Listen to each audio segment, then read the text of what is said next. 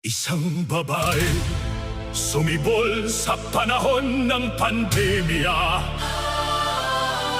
Nanahimik ang isang prinsesa ng ama.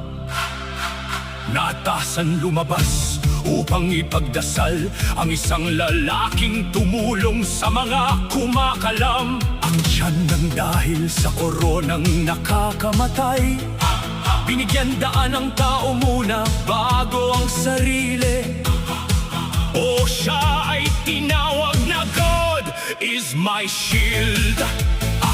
Ang prinsesang mandirigma, ang tinaguri ng banal. Sa kanya ang nagdasal, kasama ng mga pinilit hinirang sa buong mundo upang maligtas ang iba ng di madapuan ng virus na nakakamatay. O lilibet ang ngalan mong banal, nakidigma at nakipaglaban para sa mga taong mapanirang puri sa batang. Matagal na itinago na tunay na pinili at itinakda na nagsakripisyo para sa sambayanang Filipino.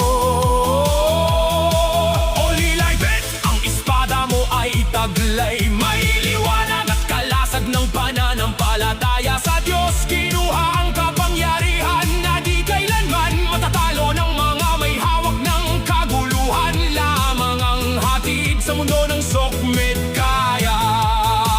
Tunay ang taglay mong angking katangian ay kailanman di na malilimutan sa dalisay. Angking kabutihan at pananampalataya sa Diyos Ama na lumikha. Ang talagang iyong ipinaglaban na ang batang prinsipe na itinago ay makalaya sa tanikala ng hari ng kasinungalingan. Kaya hawak niyo ang tagumpay. Prinsipe na matagal na itinago, naging pandemic hero. At ang prinsesang mandirigma na nagprotekta sa pamamagitan ng pananampalataya at panalangin na di natitinag hanggang sa huli. Princess Lilibet, the warrior! Princess! Panalo ka sa lahat ng laban, puso mo ay busilak. Naipanalo mo ang laban para ang kasamaan di magtagumpay pa. Ibigay mananatili, magpakailanman laban. Iwas mo ang espadang linis, talim at liwanan niyang nakakapatay sa kasamaan ng mga espiritu na di naghahatid ng mabuti sa kaisipan ng tao. Laban, prinsesang mandirigma at prinsipeng pandemic hero ng bayan. Sabay sumibol ay tunay na mga anak ng Diyos at hinirang para sa kabutihan. Laban, kambal na anak na isinilang. Laban, sino ang makakalaban sa dalawang tao na pinag-isa?